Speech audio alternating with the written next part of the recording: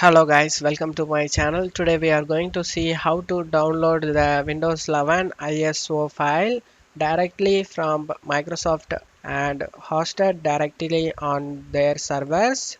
So Microsoft makes this download available for free. So you need to have an active Windows license in order to install a legitimate version of Windows 11. They do have this tool available for Windows 10 as well.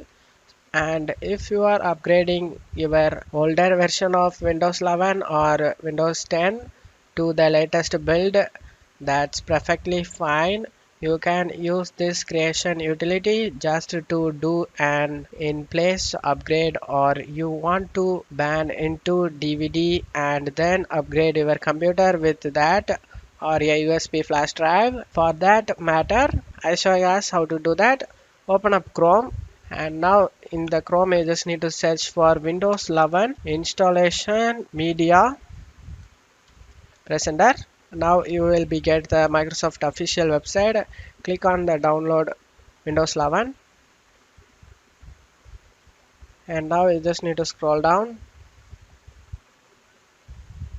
Creation Windows 11 media. So if you want to perform a reinstall or a clean install of Windows 11 on a new or to use PC, use this option to download the media creation tool. To make a bootable USB or DVD, select the download option and download it, guys. Otherwise, you can also download the disk image as well. So if you want to download the ISO directly instead of creating an installation media, which you can do right here. So this option is available for users that want to create a bootable installation media. So USB flash drive or DVD, or create a virtual machine using an ISO file to install Windows 11. This download a multiple edition of ISO which uses your product key to unlock the correct edition.